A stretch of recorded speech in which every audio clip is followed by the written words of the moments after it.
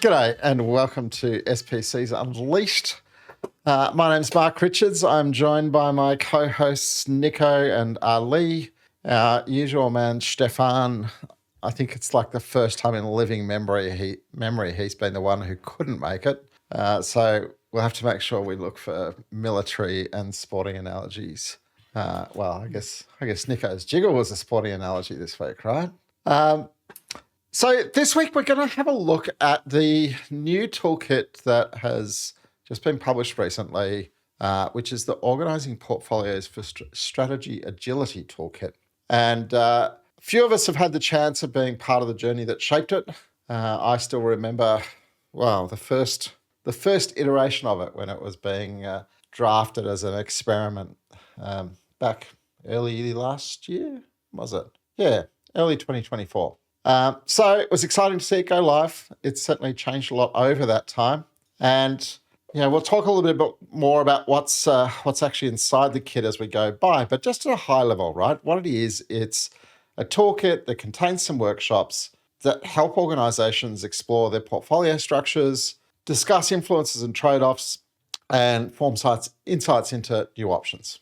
And I guess we recently had the experience when we did the Safe Summit Sorrento debrief where two of us had been to it and two of us had not. And this time we're coming from the perspective of having three very different levels of exposure to this new toolkit. So to talk about our special moments, passions and surprises when it came to this toolkit, Ali, why don't you kick us off, mate? Yeah, I'm not going to beat around the bush. I haven't seen it.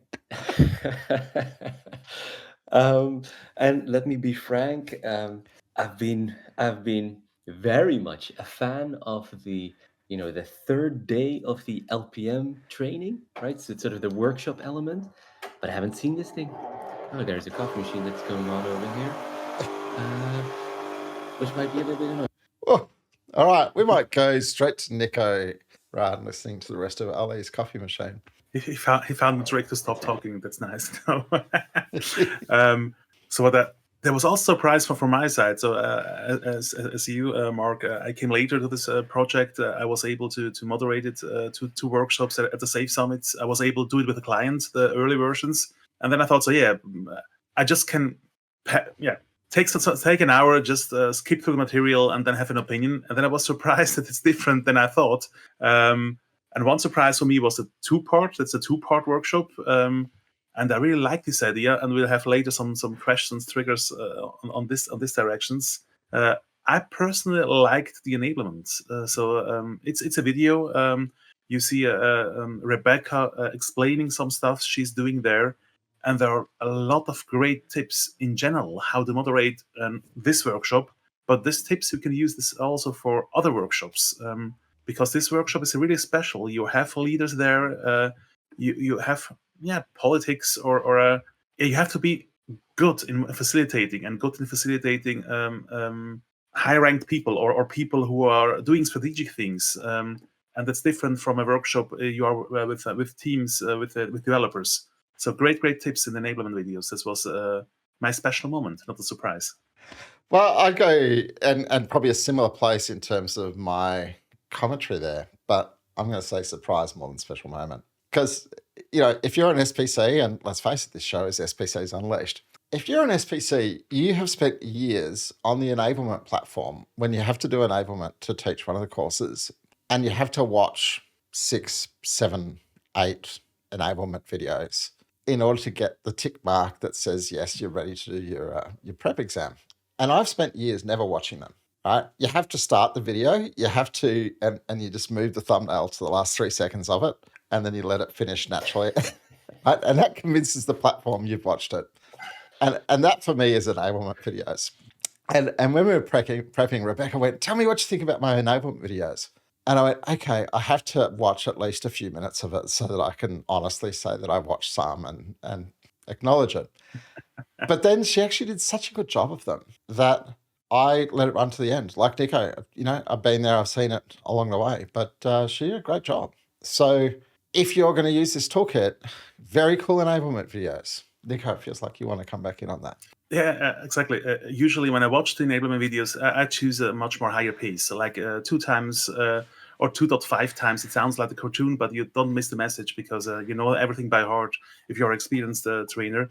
And this time I thought, so, okay, where's my button to make it faster? And then I realized, no, I want to hear it in a normal pace. And that was really also a great surprise. So it's really, as you said, it's a really an important part of it. And Mark, and now I think Skaldesha will find a trick that you're not able to skip anymore when they'll listen to this video. I hope they don't listen. So if we talk a little bit more about what's in the toolkit, and I think we'll unpeel it a little bit. Fundamentally, the toolkit has two parts. It has an overview and a workshop. And we'll get stuck into the overview and the workshop, but basically there's some similar content, slightly different objective and audience. But fundamentally, it's anchored in the 6 portfolio types that got published when the portfolio article was updated a few years ago now. And a lot of it is learning to go, well, it's all well and good to say there are regulatory portfolios and business unit portfolios and innovation portfolios, but what are they really, and how is that meaningful to you in your portfolio design? And how can you use them as thinking tools about understanding your current portfolio design and perhaps some of the things it's better at and worse at? And you'd argue that everything in the toolkit is oriented around that thread of discussion and enabling different groups of people to have that thread of discussion. Now, knowing that Ali hasn't done the enablement, hasn't been part of the piloting system, our first question for this episode is what excites you most about the toolkit? But what I'm going to do is I'm going to go to Niko. I'm going to get you fired up. Pay attention, right? So I've said a little bit about it. Niko, what excites you most? And then we'll come to Ali.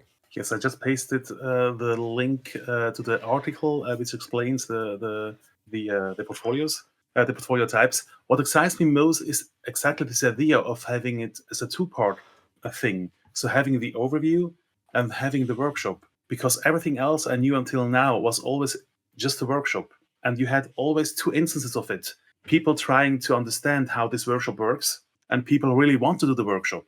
And I found myself several times doing workshops where you do it just for education, or you realize it's more a funny exercise, not a real exercise. And now with the splitting, we have a chance as a LACE, as a VMO, Value Management Office, to educate yourself on the overview and try with examples they provided. They have the cars example in it.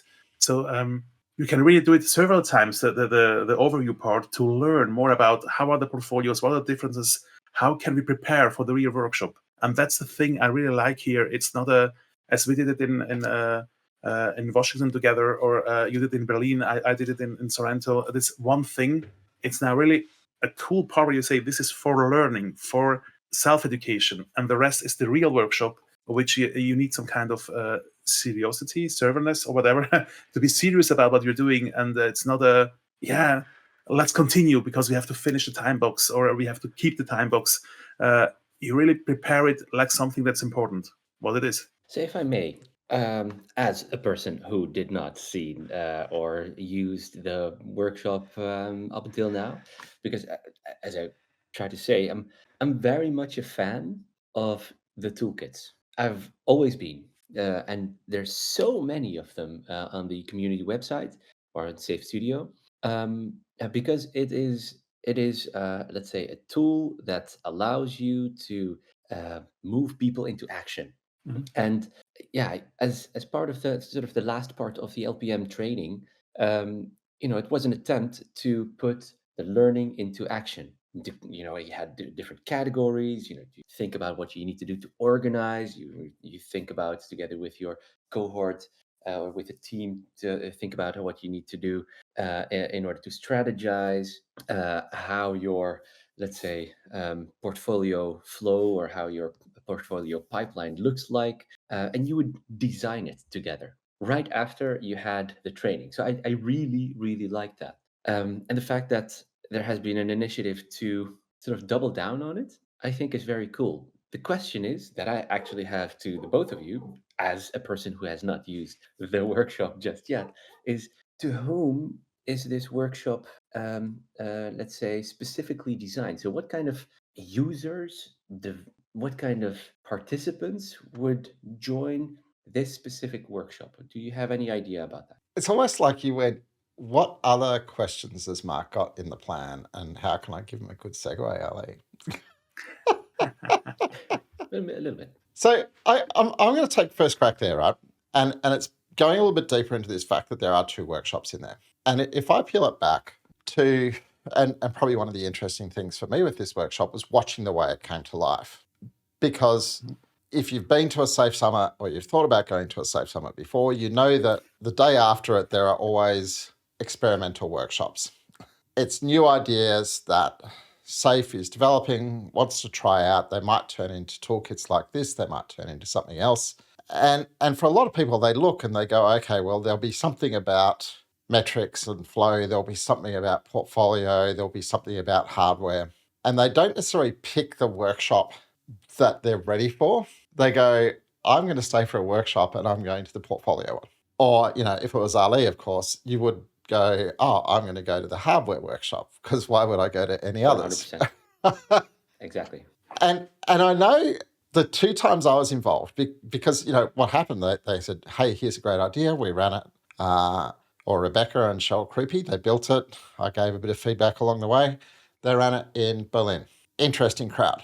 And I had an observation there, and probably an observation in Washington, D.C., where it got run the second time on the next iteration, which was when it was designed, I thought of it as a portfolio of portfolios workshop, right? I'm thinking about enterprise portfolio management, and I want to look at my whole organization and take a total zoom out to look at where the boundaries are between portfolios, the different types of portfolios that would be there in my enterprise portfolio management system.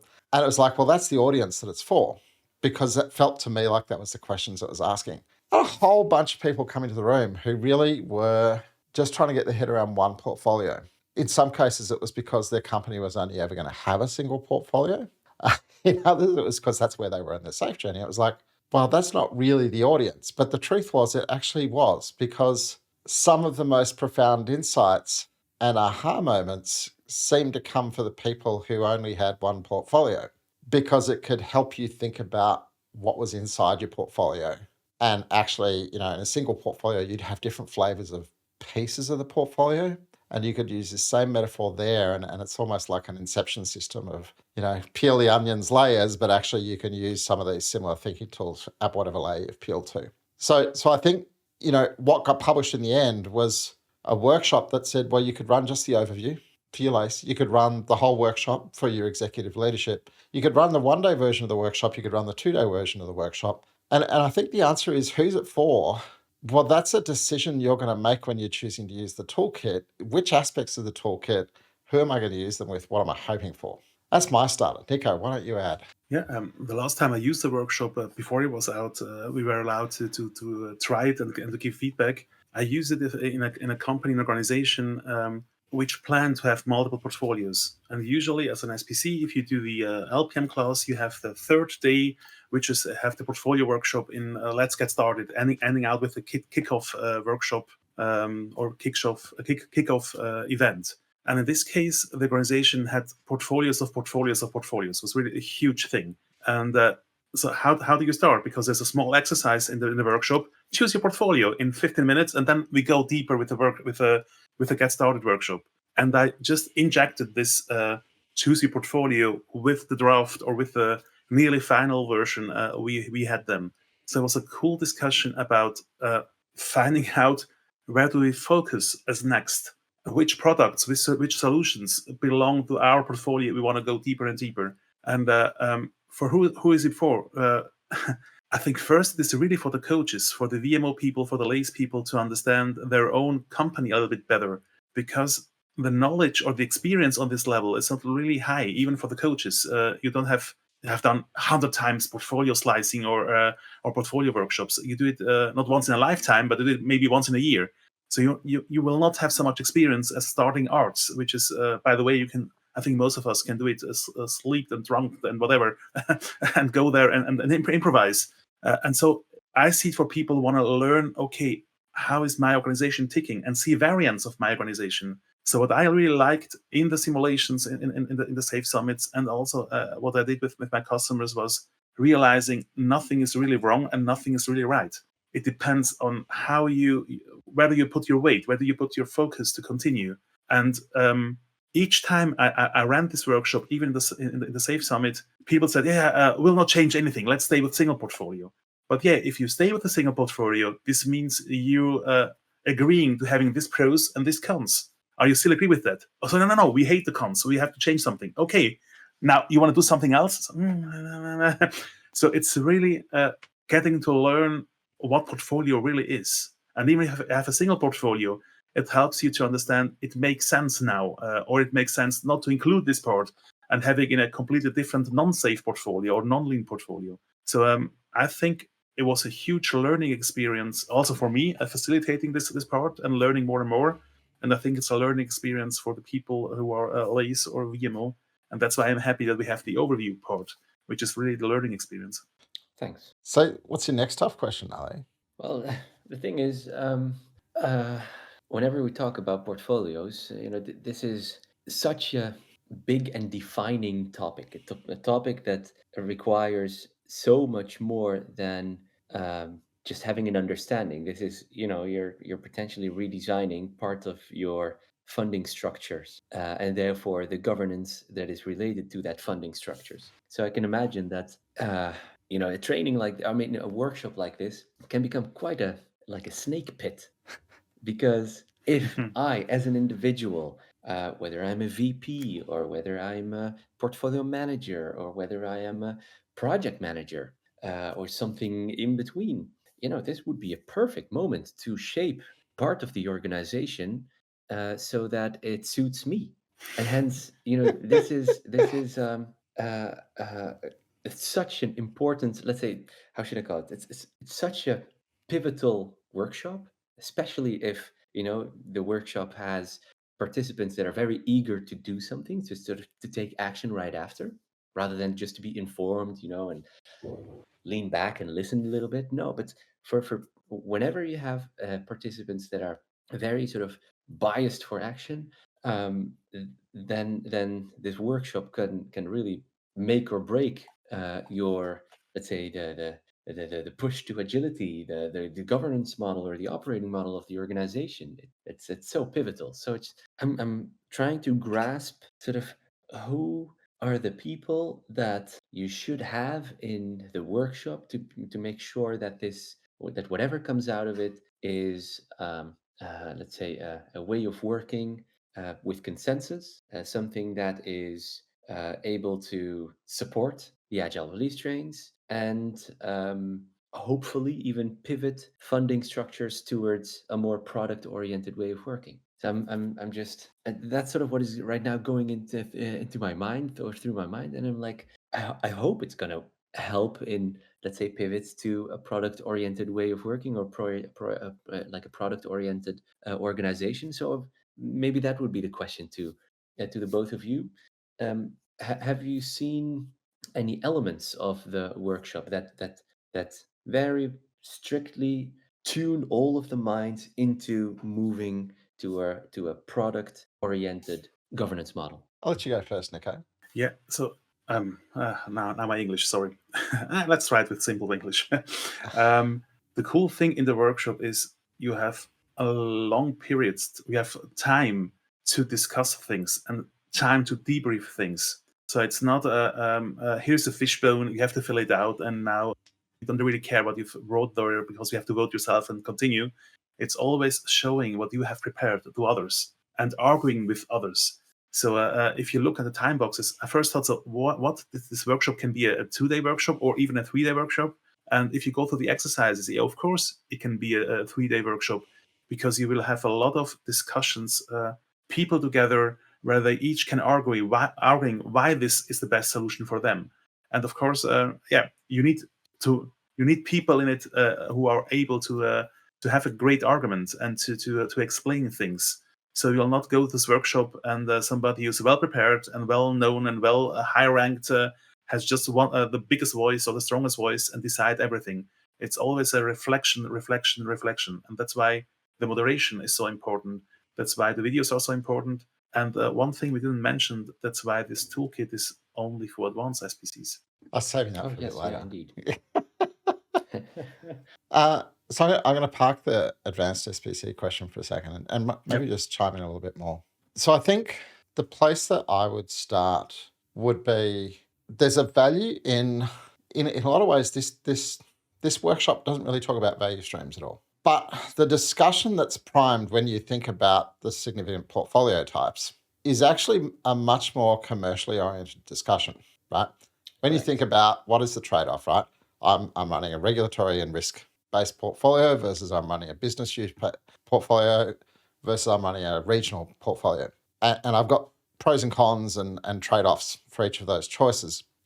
These are all very natural conversations through a commercial lens, right? Because you can start to say to yourself, what's this got to do with the way my business is running and what my business is trying to achieve? And so for me, it sparks a really different discussion. When you're having a value stream mapping discussion, you've got a lot of particularly senior people in the room trying to bend their heads to understand the relevance of the value stream stuff to them or the topology stuff, as opposed to a really natural commercial business strategy discussion, which is what this provokes. So I think that's a good part of that.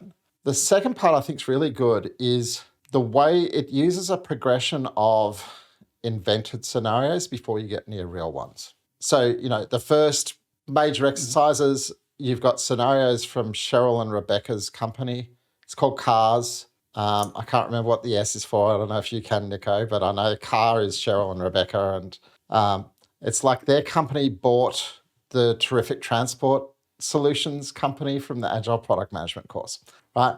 So you get to go, I'm going to take a simulated environment and have a first tease of these ideas with the simulated environment. Then the next bit, and this we're back in the overview again, the next bit is actually really complex scenario definitions, right? And there are different industries. There's one for finance, there's one for insurance, there's one for government. And these are literally like a 3-page scenario. This is where you're at. This is your global structure.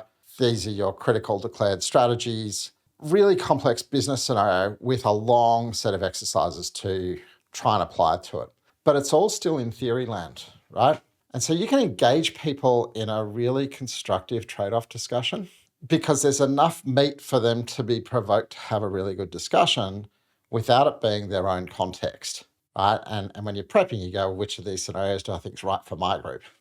And so you've built the muscle around the value of the conversation, the trade-offs you're making before you get near the, we're going to do it on our stuff. And I think there's also a piece of that puzzle for me that says, the overview never gets near the our stuff. It's the simulation stuff. It's what am I looking for and how do I start to understand it's not about right answers and wrong answers. It's about recognizing the trade-offs of our current design and asking whether we prefer some different trade-offs. And you can take that knowledge and you start to pay attention to things and to build the energy to get the right leaders in the room for the follow-up. Because I think the language around trade-offs from this workshop that it gives you is much better than language around this is better for value flow. And it's still kind of adding up to the same thing, but it's a much more natural language to portfolio executives. No, it's exactly what I see because by now I've been able to download the workshop, and I see we're talking about industries, and we're talking about products, we're talking about funding, and we're talking about markets, which is non-jargon, and I like that. I'm really surprised. It's very nice. For us, for us SPCs, we'd be able to make that link with what we know, surrounds an agile release train and the value streams. We can make that link. But for the participants of this workshop, that let's say they do not have to be onboarded that much in the vocabulary. I like that. So it feels like a good moment to go jiggling. And I like that as well. Like sometimes, Niko, your jiggles just make me stretch myself in weird ways. This one required lots of stretches, and it wasn't that it was hard to find a metaphor, but I don't know. I found it challenging this week. So imagine the workshop, Organising Portfolios for Strategic Agility, is an awards ceremony on the podium after a race. What do you celebrate and why? I'm going to throw straight to you, Niko, as the author of the tour chart. After thinking, I thought, so, okay, we have an example of the company cars taking over TTC. I think meanwhile they change it the other way around. I'm not sure. I have to read the actual slides again. So I thought it has to be a car race. So let's celebrating victory on top of the podium, but also realizing winning is only possible if you had a great position in the qualifying.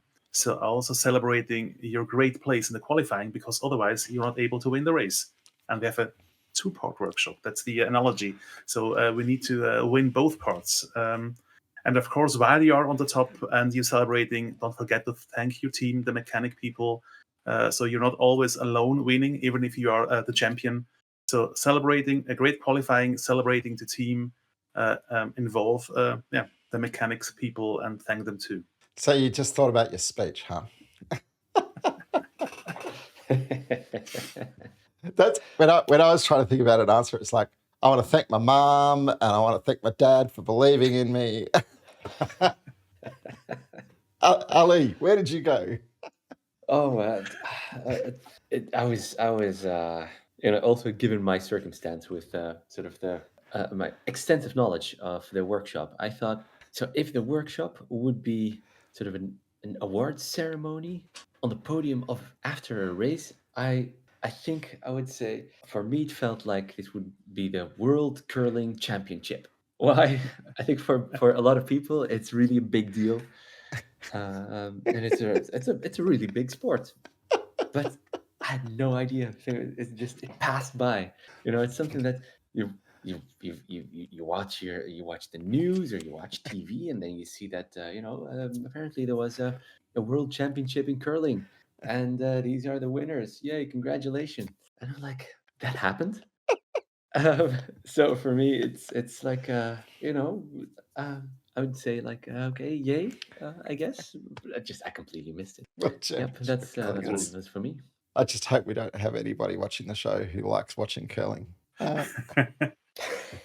We've lost a viewer. Yeah, I would have Ali -1. So I actually I started out thinking about the thank you speech, and then I went, I've got to actually know what the award's for. And I went up thinking more about what the award was than the celebration. So I came up with the award, which is the best footwear for navigating strategic fog. That's great. Yes. Who wouldn't want to win that award? What? The best footwear for navigating strategic fog. So, strategic fog. That's okay. I've never heard of that term before. So, and I'm sure this time you did it without ChatGPT because it can't be so creative. Well, I learned a new prompt this week. It's called, "Can you be 100 times more outrageous?" Actually, I did. Can you be 100 times more crazy? Because I was thinking of Niko.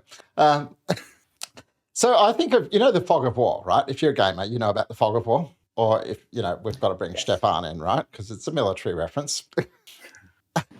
Yep. And the challenge is, right, what you don't know, right? You're navigating in the blind. You don't know what you're going to stumble into. And for so many people that I watched engage with these ideas and the kind of thinking that it started for them, it was thinking about, our enterprise is this big, messy thing. It's got all these crazy moving parts. The tools in the toolkit enable you to have a conversation that starts to make sense of the mess. And, the fog dies away a little bit.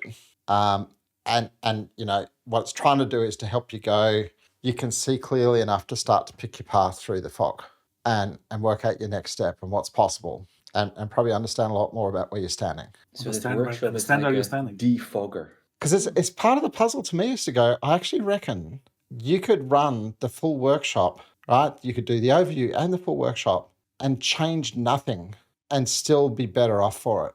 Because if you've just emerged and you've gone, all we've done is we've mapped and we've put a new layer of understanding on the world we currently have and the trade-offs that are going to come with the world that we've got, then maybe the action plan I've got is to change nothing except to improve how I'm mitigating the downsides of the choices we've currently made. So you don't have to get, we're going to change the world.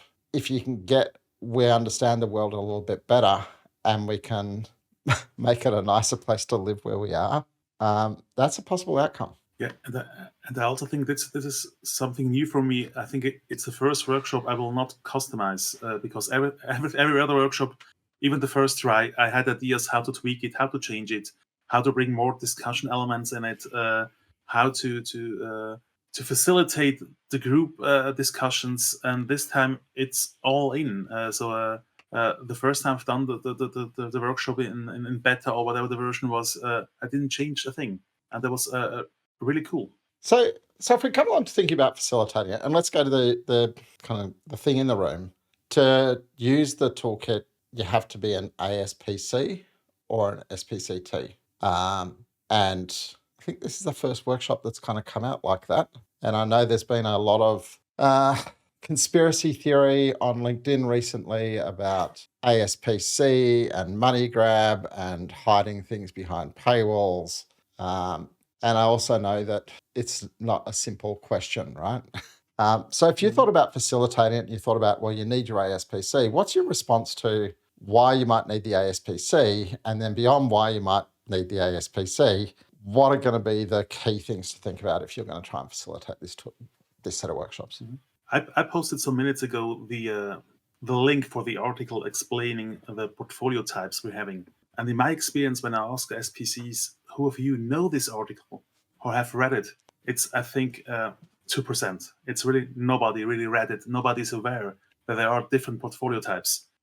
Because most people go to the competency article or the old competency article, and it's not the same article. It's really a different one. And really nobody knows it.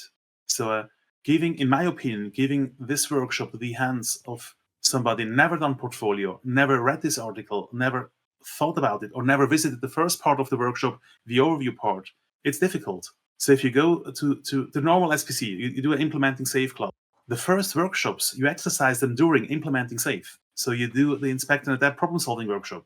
You do the value stream finding, value stream and art identification workshop. You exercise them, and then your SPC. And then, you can use the workshop. And now we have something completely new. Nobody was ever trained in it.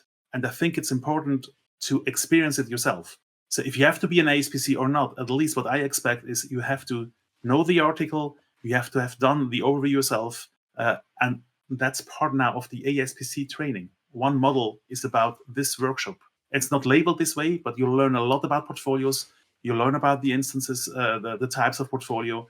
You have one model just about portfolio. So at the end, you need experience. In this workshop, you need experience. And hanging at the ASPC. Yeah, I've always let's say I always had a challenge to the huge amount of trainings that you could host as an SPC.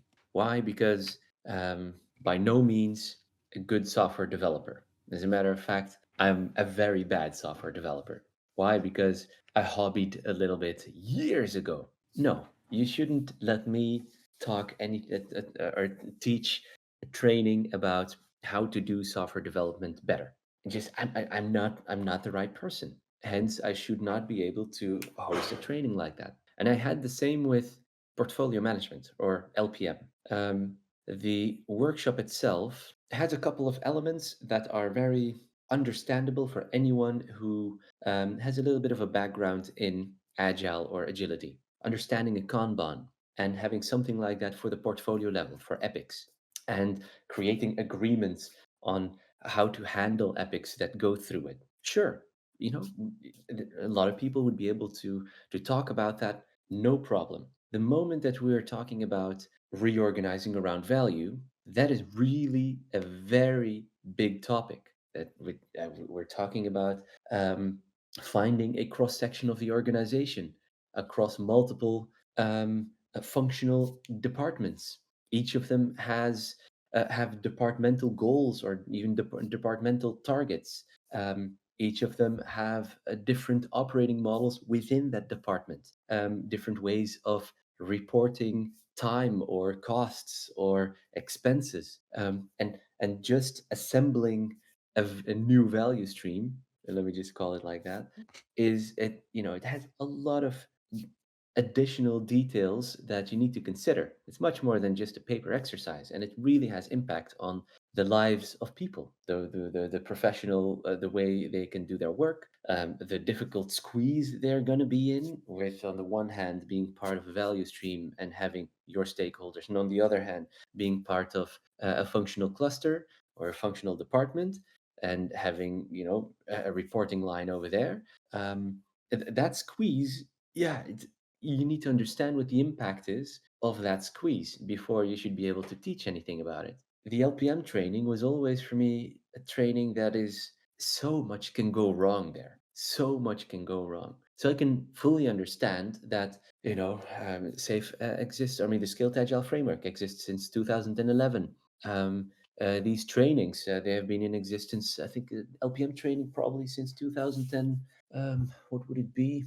2020, maybe 1920, something in that period of Somewhere time. up there, yeah.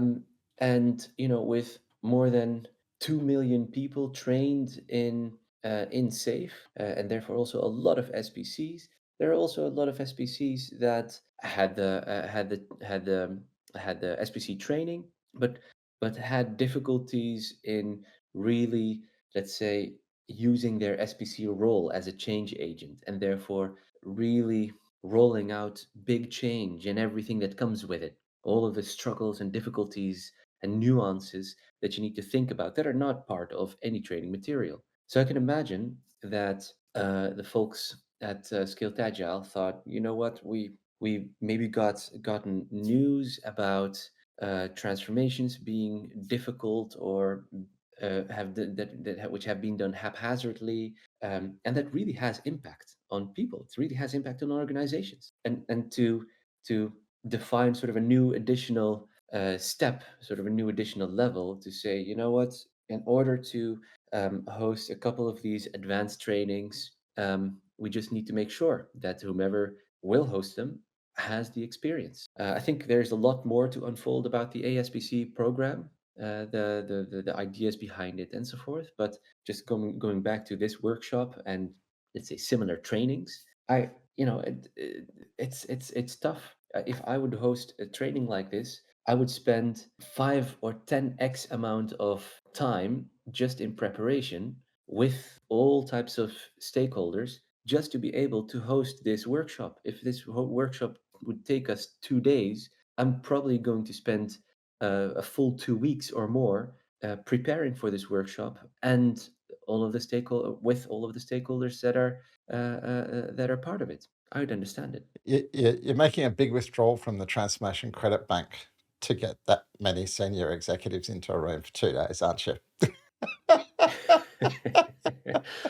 I think that's another statement that you got from make it from ChatGPT, that makes your statement 100 times more outrageous. Niko, Oh my god. so we've acknowledged the ASPC. You're thinking about preparing to facilitate it. You are an ASPC, and you're going, all right, Ali said I should make sure I do lots of prep. What else would you add? Tips for prepping to facilitate it? I personally think you should be part of the overview workshop.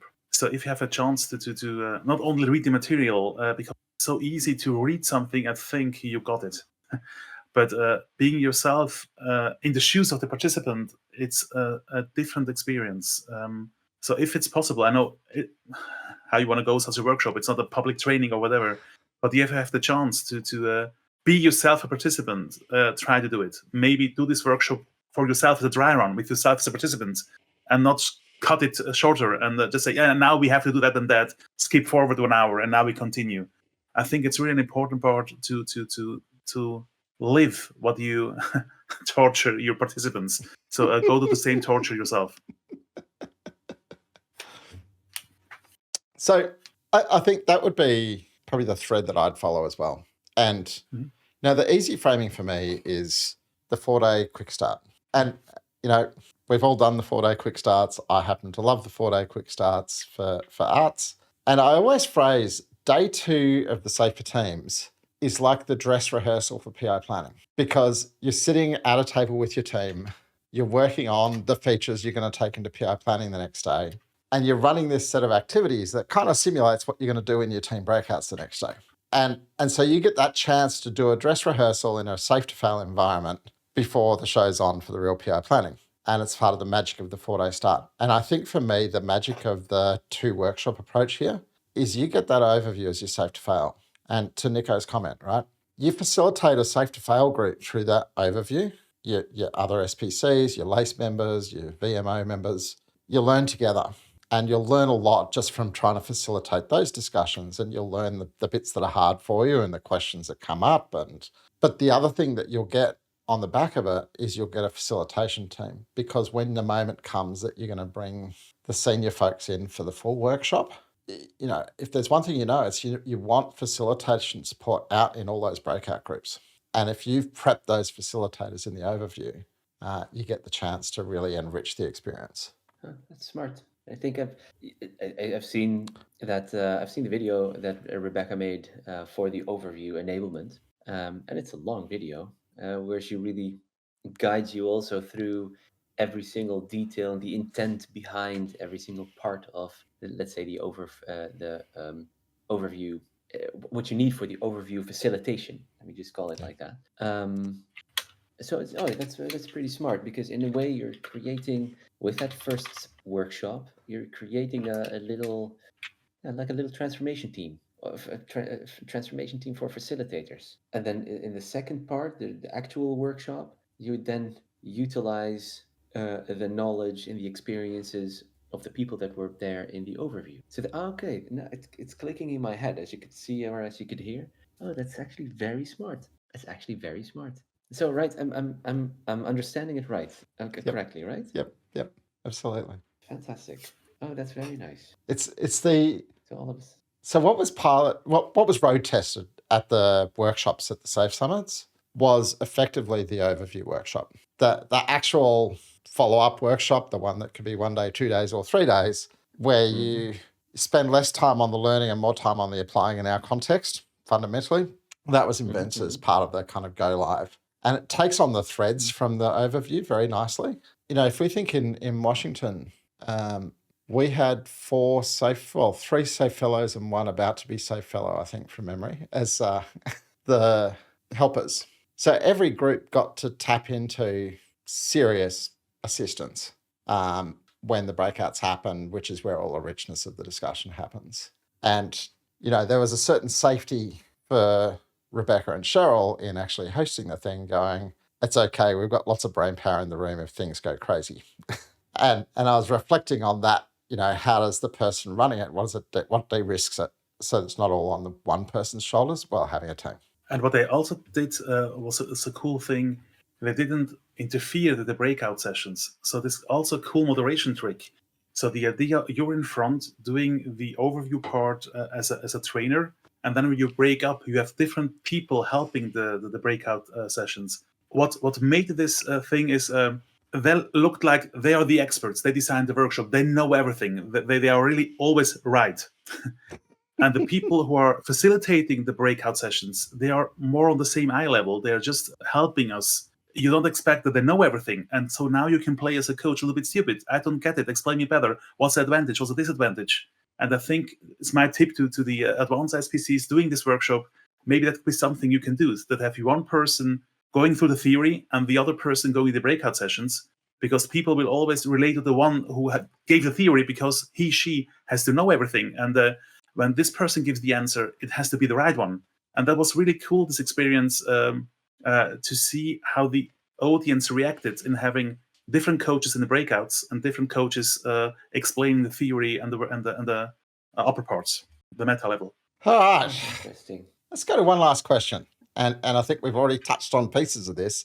A full day workshop for a bunch of people for the overview, a 1, 2, or even 3 day workshop for, the full blown workshop part of the toolkit. It's a big investment of time and potentially credibility. How are you going to make sure that you generate real change from actually using the toolkit?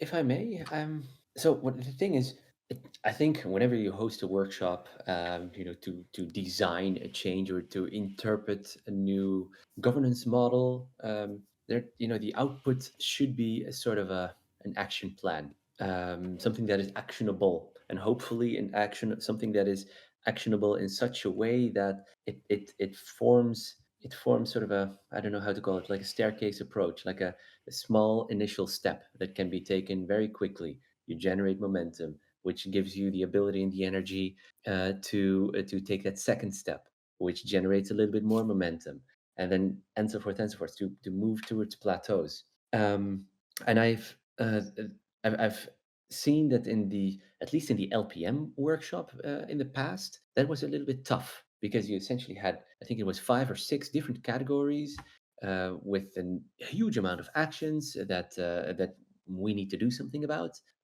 But where do you start? So there's and who, with whom should we start? So that we always had to make that translation, sort of to bundle actions into smaller, well, let's just call it phases. We'd have an initial phase with a few people that would think about this, and then we have a bigger topic, and we're going to try to change something more significant. It's what I wonder is whether this workshop gives you that phased action list. So that will be, I think, my counter question to the both of you. I, I'll jump first. And I think if I jump, I would say a lot of that depends on how you frame and prepare for it. And back to your comment earlier about you'd spend maybe 2 weeks preparing for it. One of the things that Jean Tobacco, who was one of my facilitation muses, would always say when you set an objective for a workshop, it has to be one that the people in the room are capable of actually meeting. So don't set a workshop which involves deciding on something unless you know you've got the decision makers in the room. Because if the best they can achieve together is to make a recommendation, then your objective should be to agree on a recommendation, right? So you have to set out with a charter that you can achieve. And if I think about how do I make sure I get real change on the back end of this, that's the work I do before we walk into the room to go, what do I think is possible, right? What's the level of support, mandate, sponsorship, engagement? What are the possibilities? And it might be that the possibility from my pre-work is that we think there's one portfolio that might change quite significantly and a whole bunch of others that won't change much. But then maybe what I want to do is say, actually, every portfolio walks away with a change because I collected their people. So doing the pre-work in your empathy interviews leading up to it, understand the appetite and the feasibility so that when the moment comes that you're shaping the let's generate action plans, you can be assisting the generation of actionable action plans. And you can frame your prompting questions for the action planning towards things that are likely to be done rather than things that are unlikely to be done. That's it for me. I don't know. Where would you go, Niko? I just took the time to have a look at the slides because I'm not sure if it's me I'm doing this way or post this way. So there was for me some kind of 2 questions. How do you yourself make sure that, and how does the workshop take care of it? And it goes in direction how I closes this workshop and also the other LPM workshop, which I close differently. What I love in the closing here is you end up with appreciation.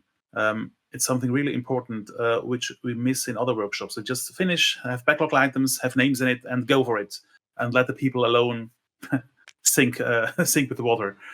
In this case, you end up with appreciation. It's a cool thing. And the other thing is what I'm also doing in the normal LPM workshop is having more a roadmap style of action items. So not only a backlog with, do it now yourself and good luck.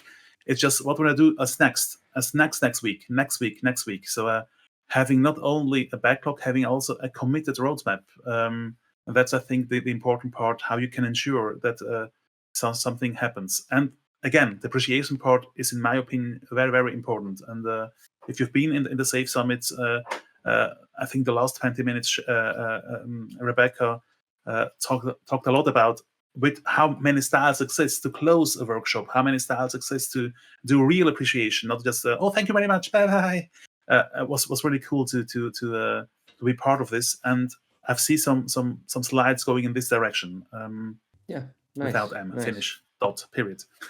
Well, so I have the slides open right now. I see that indeed there is one of the last parts is build a plan of action with now, next week, next few weeks, next month. And then after that, indeed, closing with appreciation. And I think on that note, and I also appreciate the 2 of you to sort of bring me into this material and guide me through it. I've learned a lot this episode. So I think we set the tone for what happens when you and Stefan take us through Safe for Hardware teams, right? Yes, I'm looking forward to. I guess so. All right. So I was going to say we should just close on our normal just one key takeaways, but it almost feels like the appreciations is a good place to close. So I think I'm going to take us out there and put in a plug.